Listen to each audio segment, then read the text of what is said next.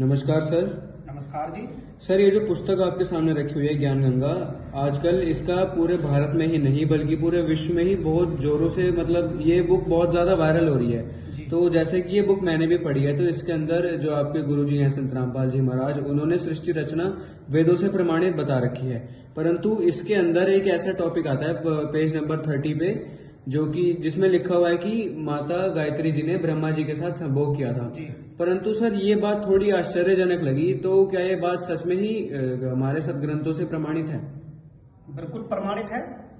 ये ज्ञान गंगा पुस्तक है, ये मेरे पूज्य गुरुदेव संत रामपाल जी महाराज जी के द्वारा रचित है। इसके 30 नंबर पेज पर लेके चलते हैं हम आपको। ये रहा 30 पेज नंबर। आपने इस पे ऑब्जेक्शन किया, इस टिप्पणी पे। तब गायत्री ने कहा कि आप मेरे साथ संभोग सेक्स क्रिया करोगे तो मैं आपकी झूठी साक्षी दूंगी। आप इस टॉपिक को लेकर के प्रश्नवाचक चिन्ह खड़ा किया है कि क्या ये बात ग्रंथों में मौजूद है जो संत रामपाल जी महाराज जी ने अपनी लिखित ज्ञान गंगा पुस्तक के अंदर लिखी है। ये शास्त्र प्रमाणित है और आपको एक नहीं 2-3 ग्रंथों से प्रमाणित कर सकते हैं। सबसे पहले हम लेकर चलते हैं मत्स्य पुराण। ये देखिए मत्स्य पुराण है, इसके हम 21 पेज नंबर से शुरू करते हैं। और ये मत्स्य पुराण है, गीता प्रेस गोरखपुर से प्रकाशित है। कोई ये ना समझे कि संत रामपाल जी महाराज जी के द्वारा लिखित है। ये मोहर देख सकते हैं आप। ये देखिए, अब चलते हैं 21 पेज नंबर पर। तब ब्रह्मा ने जगत की सृष्टि करने की इच्छा से हृदय में सावित्री का ध्यान करके तत्पश्चात प्रारंभ किया। ये सावित्री ब्रह्मा जी की पत्नी का नाम है, ना कि पुत्री का। हम क्लियर कर देना चाहते हैं, यहाँ पे मिस्टेक थोड़ी मतलब जो है गड़बड़ हुई है। उस समय जब करते हुए निष्पाप शरीर 2 भागों में विभक्त हो गया, आधा भाग स्त्री रूप और आधा भाग पुरुष हो गया। परंतु वह स्त्री सरस्वती शतरूपा नामों से विख्यात हुई। अब वह गायत्री यानी सावित्री भी नाम है, लेकिन सावित्री पत्नी का नाम है। ये हम आपको ब्रह्म पुराण से क्लियर कर सकते हैं। ब्रह्म पुराण में प्रमाण मिलता है। सावित्री और सरस्वती और गायत्री एक ही हैं, और ब्रह्माणी ये सावित्री को कहते हैं, कही जाती है। इस प्रकार ब्रह्मा ने अपने शरीर से उत्पन्न होने वाली सावित्री को अपने शरीर से उत्पन्न होने वाली पुत्री कही जाती है, ना कि पत्नी। अपनी पुत्री के रूप में स्वीकार किया। परंतु तत्काल ही उस सावित्री को यानी गायत्री को देख करके वे सर्वश्रेष्ठ प्रजापति ब्रह्मा जी मुग्ध होकर ये कहने लगे कि कैसा मनोहर रूप है, कैसा सौंदर्यशाली रूप है। ब्रह्मा को सावित्री गायत्री कहो या सरस्वती कहो, सरस्वती सावित्री पत्नी का नाम है, ना कि पुत्री का। कैसा सौंदर्यशाली रूप है। ब्रह्मा को सावित्री की मुख की ओर अवलोकन करने के अतिरिक्त कुछ नहीं दिखाई देता था। वे बारंबार यही कह रहे थे कि कैसा अद्भुत रूप है, कैसी अनोखी सुंदरता है। तत्पश्चात तब गायत्री सिर झुकाकर उन्हें प्रणाम करने लगी। तब पुनः उन्हें देखने लगे। तदंतर सुंदरी सावित्री ने अपने पिता ब्रह्मा की प्रदक्षिणा की।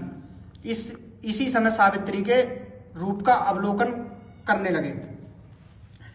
और सर्वव्यापी भगवान मनु ने कहा, सर्वव्यापी भगवान अहो पुत्री की ओर बार बार अवलोकन तो कष्ट का विषय है। अब अपनी पुत्री की तरफ देख करके आप बार बार उसको निहार रहे थे, देख रहे थे। परंतु ऐसा कर्म करने पर भी कमल योनि ब्रह्मा दोष भागी क्यों नहीं हुए। कहने का मतलब यह है कि देखो, अगर कोई गलत कार्य करता है तो उस पर दंड का अधिकारी होता है, पाप लगता है, उसको दोष भी लगता है। क्योंकि अमर ग्रंथ साहिब के अंदर यानी सूक्ष्म वेद के अंदर परमात्मा जी की वाणी है कि ब्रह्मा पुत्री देखकर हो गए डामाडोल। मतलब उनको दोष लगा था, वो दोष का अधिकारी होता है। और उनके गोत्र पुत्र का परस्पर वैवाहिक संबंध कैसे हुआ, मतलब उन्होंने शादी करी। ये सारी चीजें जानकारी में दे रखी हैं, आगे पढ़ सकते हैं विस्तार पूर्वक, और भी लिखा हुआ है। और हम आपको दूसरा प्रमाण दे सकते हैं, श्रीमद् भागवत महापुराण। ये देखिए गीता प्रेस वालों का है, और इसके हम 3रे स्कंद में आते हैं, पेज नंबर 289 है। विदुर जी, ब्रह्मा जी की कन्या सरस्वती बड़ी ही सुकुमारी और मनोहर थी। अभी की कन्या यानी पुत्री स्पष्ट लिखा हुआ है। हमने सुना है कि एक बार उसे देखकर ब्रह्मा जी काम मोहित हो गए थे, यद्यपि वे स्वयं वासनाहीन थे।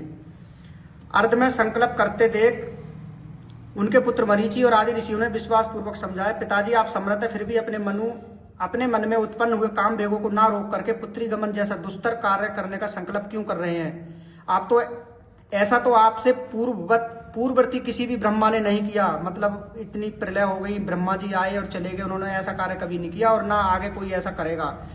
तो अब देखिए, उनको दोष लगा। परमात्मा ने कहा है कि पर द्वारा स्त्री का खोल है, 70 जन्म अंधा हो डोल है, 70 जन्म कटेंगे शीशम, और साक्षी साहिब है जगदीशम, यानी परमात्मा उसका साक्षी है, गवाह है। और तीसरा प्रमाण हम आपको लेकर चलते हैं पवित्र कबीर सागर, जिसका जिक्र श्रीमद् भगवद गीता अध्याय 4 के श्लोक नंबर 32 में लिखा हुआ है, जिसको ब्रह्मण मुख यानी सचिदानंद घन ब्रह्म की वाणी कहा है। इसको कबीर सागर के नाम से जाना जाता है। ये खेमरा श्री कृष्णदास प्रकाशन मुंबई का प्रकाशन है। ये कभी ये न कह लगे संत रामपाल जी महाराज जी ने अपने घर छाप लिया होगा या आश्रमों में छाप लिया होगा। प्रकाशन देख सकते हैं, मुद्रक इसके सब देख सकते हैं। इसके हम अनुराग सागर में लेकर के चलते हैं। ये देखिए, ये दुर्गा ने गायत्री की उत्पत्ति करी, नाम धरावा, कौन काज मोहे निर्वाही। फिर कारण पूछती है गायत्री कि मुझे किस लिए मतलब मेरी उत्पत्ति करी। फिर देवी दुर्गा उसका जवाब दे रही है कि तुमको ब्रह्मा जी को बुला के लाना, वो सृष्टि करने के लिए गया था, लेकिन अपने पिता के दर्शन करने गया था, वो अभी तक वापस नहीं आया, उसको आप लेकर के आओ, सृष्टि की रचना करवानी है। फिर ब्रह्मा जी के पास गई, उनको बोला है कि कवन कहे पापिन अपराधी कहू छुड़ावन मोरी समाधि, मतलब मेरी समाधि क्यों छुड़वा रही है, कौन है तू, कहां से आई है। तो साप गेहूं तो को मैं जानी, पिता ध्यान मोए खंडो जानी, मतलब तूने मेरा ध्यान भंग किया, मैं तेरे को श्राप दूंगा। तो गायत्री आगे कह रही है कि कह गायत्री मोहिन पापा बूझ लेहू तो देहू सापा, मतलब पहले मेरे आने का कारण पूछिए, उसके बाद में आपको जो उचित लगे फिर श्राप देना। कहो तो से साची बाता ले तो ही लैन पठऊ तुम माता, चलो बेग जाय लिवावन बहुबारे तऊ बिन रचना को विस्तारे, मतलब आपके बगैर सृष्टि की रचना कैसे हो सकती है। ब्रह्मा जी कह रहे हैं कि ब्रह्मा कहे कौन विद जाऊं, पिता दरस अजऊ नहीं पाऊं, मतलब मैं पिता के दर्शनार्थ आया था, लेकिन मुझे पिताजी के दर्शन नहीं हुए, तो मैं क्या मुंह लेकर के माता के पास जाऊं। तो गायत्री वचन, गायत्री कह रही है कि गायत्री के दर्शन पे हो बेग चलावो, नहीं तो पूछते हो। ब्रह्मा का गायत्री को साक्षी देने को कहना और गायत्री का ब्रह्मा से रति करने की बात कहना। जो चीज आपने ज्ञान गंगा पुस्तक के पेज नंबर 30 पर पढ़ी, वही चीज यहाँ पे लिखी हुई है कबीर सागर में। आपको एक चीज और बता देना चाहता हूँ कि सटिक प्रमाण जो आप लेना चाह रहे हो, ये संविधान है परमात्मा का, और जो चीज संविधान के अंदर लिखी होती है उसी से प्रूव करना होता है। आप कहने लगो कि हम तो कबीर सागर को नहीं मानते। जो व्यक्ति संविधान को नहीं मानता है वो इस मतलब वो संसार में रहने का अधिकारी नहीं है। श्रीमद् देवी भागवत पुराण में स्पष्ट किया हुआ है कि राजा को अपने राज्य से उसे निकाल देना चाहिए जो शास्त्र सम्मत बात नहीं करता है। फिर आगे बताया है कि माता ब्रह्मा कहे देव तुम साखी परसों शीश देव में आंखी, मतलब मेरे साथ अब आप रति क्रिया करो, ऐसा कहो मात समझाई तो तुम्हारे संग हम चल जाई, मैं तुम्हारे साथ चलने को फिर तैयार हूं। गायत्री वचन, तब गायत्री सुन सुरतीधारी हम नहीं मिथ्या वचन उचारी, तुम जो मम स्वार्थ परबहु भाई तो हम मिथ्या कह बनाई। और फिर ब्रह्मा वचन गायत्री कह रही है कि कह ब्रह्मा नहीं लगी कहानी, मोह बुझाओ प्रकट की वाणी। कह गायत्री देहु रति मोही, मेरे साथ आप रति क्रिया करो फिर मैं आपकी झूठी गवाही दे सकती हूं। ब्रह्मा कर मोसो रति साझा, यहां स्पष्ट लिखा हुआ, यहां स्पष्ट कर दिया, ये वहां पे हिंदी अनुवाद किया हुआ है, यहाँ पर वाणी के माध्यम से, क्योंकि वाणियों को संत ही समझ सकते हैं, दो कौड़ी का जीव वाणियों को नहीं समझ सकता। मैं तो झूठ कहूं यही काजा।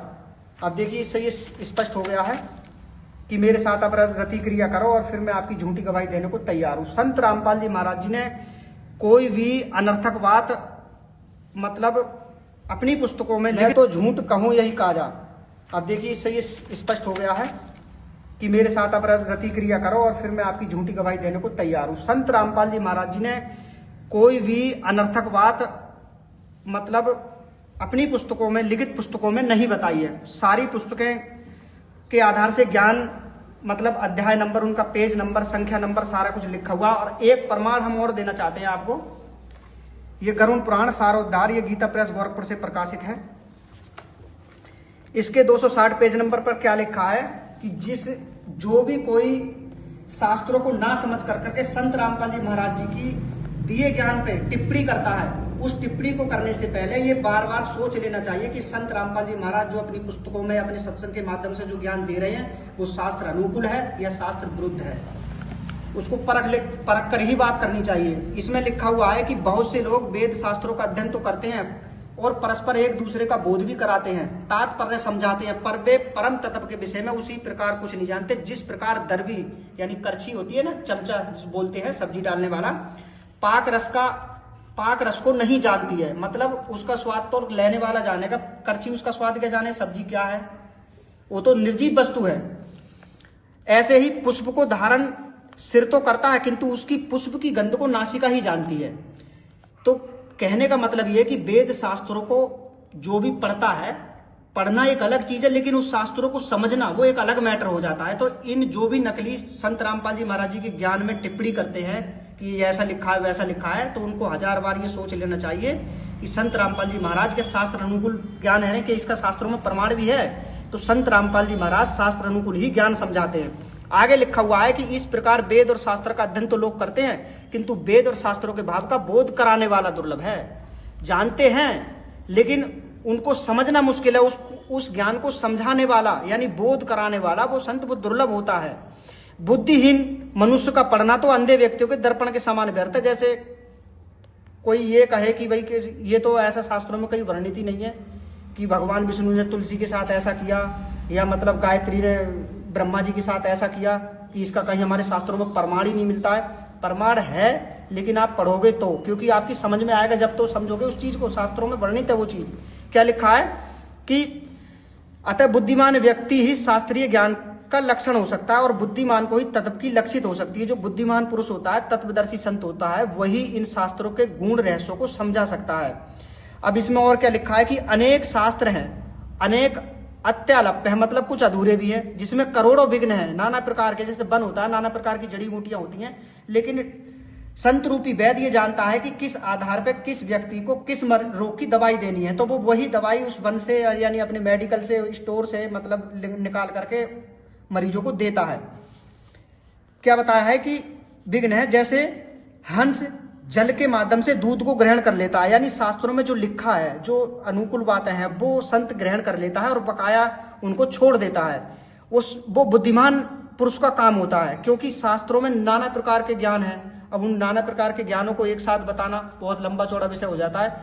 तो इसमें हंस का उदाहरण दिया है कि जैसे हंस जल के मध्य से दूध को ग्रहण कर लेता है, उसी प्रकार बुद्धिमान व्यक्ति को शास्त्रों के सार तत्व का ज्ञान प्राप्त कर लेना चाहिए, यानी शास्त्र अनुकूल बात करनी चाहिए। तो संत रामपाल जी महाराज जी के ज्ञान पर उंगली उठाने से पहले मैं तो यही कहूंगा कि संत रामपाल जी महाराज जी अपने पुस्तकों के माध्यम से, अपने सत्संगों के माध्यम से जो भी ज्ञान प्रचार करते हैं वो शास्त्र अनुकूल है, शास्त्र सम्मत है। उनको भली भांति जांच करके अपने ग्रंथों से मिलाकर ही संत रामपाल जी महाराज जी के ज्ञान पर टिप्पणी करें, वरना दंड के अधिकारी हो गए। संत रामपाल जी मतलब हम अपने भारत देश के आजाद हैं और हम हमारी भावना को ठेस पहुंचाने के लिए हम ये बात कोर्ट में भी डाल सकते हैं और उसको दंड का अधिकारी भी बना सकते हैं, क्योंकि हमको अधिकार दिया गया है। तो हमारी यही प्रार्थना है कि संत रामपाल जी महाराज जी के ज्ञान को सोच समझकर, पढ़ करके, समझकर ही टिप्पणी करें। धन्यवाद जी।